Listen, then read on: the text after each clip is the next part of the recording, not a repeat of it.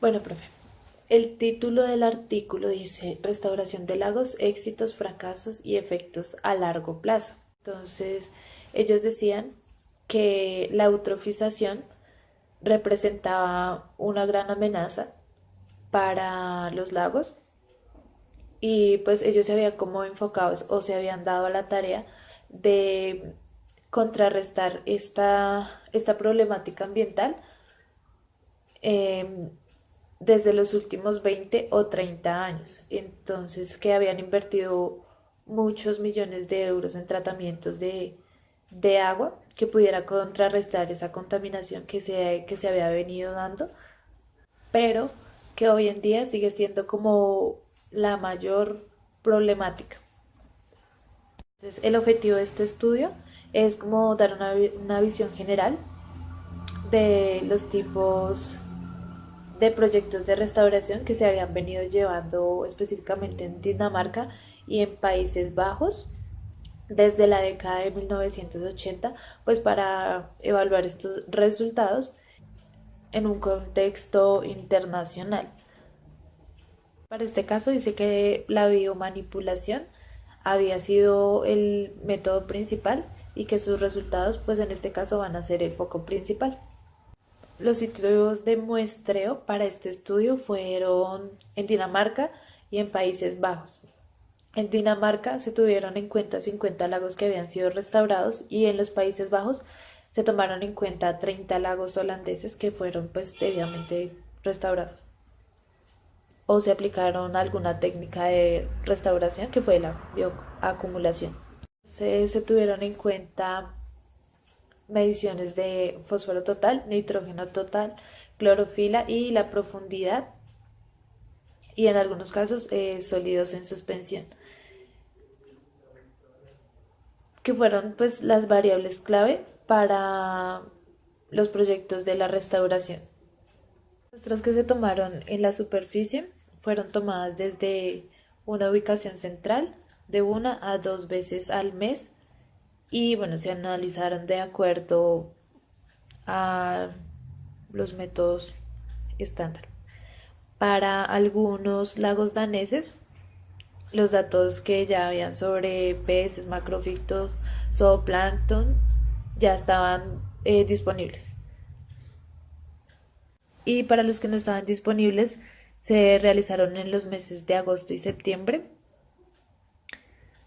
En este caso, para los macrofitos que estaban sumergidos, eh, se hicieron mediante la medición de la cobertura y la altura de la planta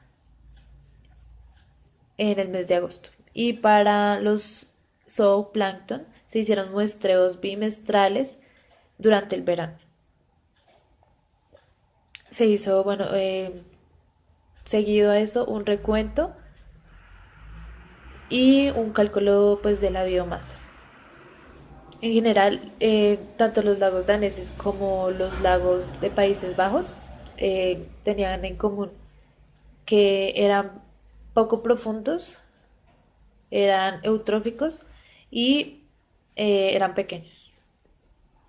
Mientras que habían lagos holandeses que tendían a ser un poquito mayores en profundidad y también en la eutrofía, nivel de eutrofía.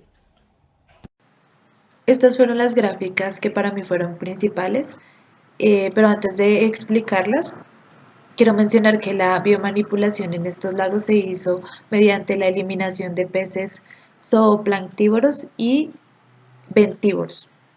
Entonces, ya entrando a explicar esta gráfica, eh, esta representa los cambios en el lago Bind, eh, retirando la cantidad de peces en el año, desde el año 1986 a 1988, donde se retiró más o menos el 50% de... Entonces, bueno, al momento en que se hace la remoción de los peces, se puede ver que las mediciones que se hicieron en la clorofila, en fósforo total y en nitrógeno total presentan un descenso a medida de los años hasta más o menos el año 1990 y después con el tiempo empiezan a ascender nuevamente. Para el caso de la profundidad, ¿qué es lo que pasa?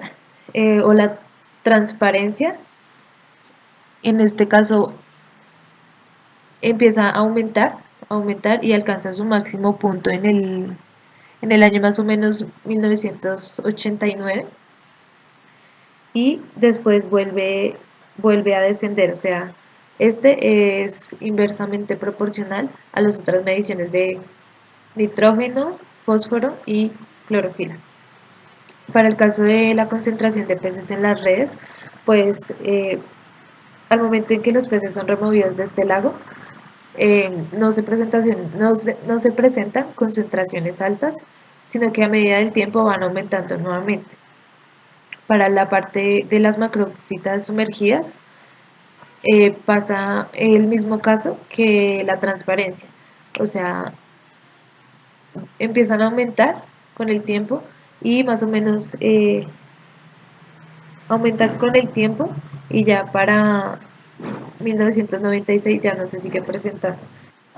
¿Qué quiere decir esto? Que cuando los peces son removidos, automáticamente presenta condiciones de un cuerpo de agua menos eutrófico.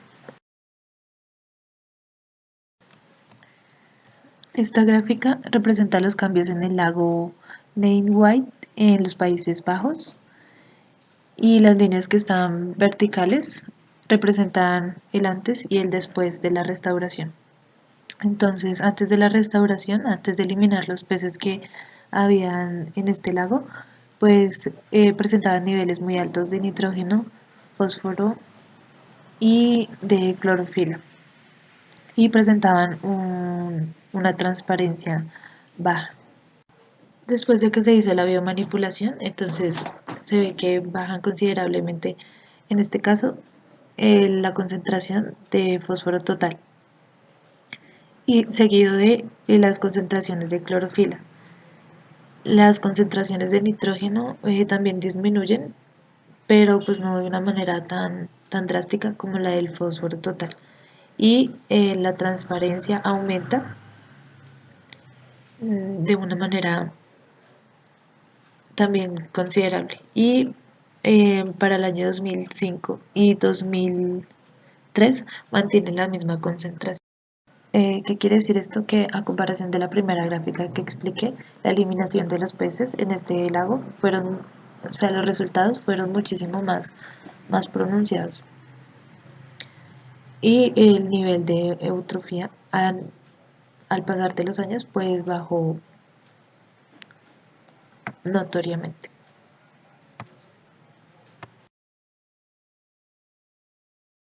Como conclusión es que para estos proyectos de remediación de lagos hay que tener también en cuenta las condiciones climáticas, cómo han cambiado, porque esto también cambia las condiciones en las que se encuentra el lago. Y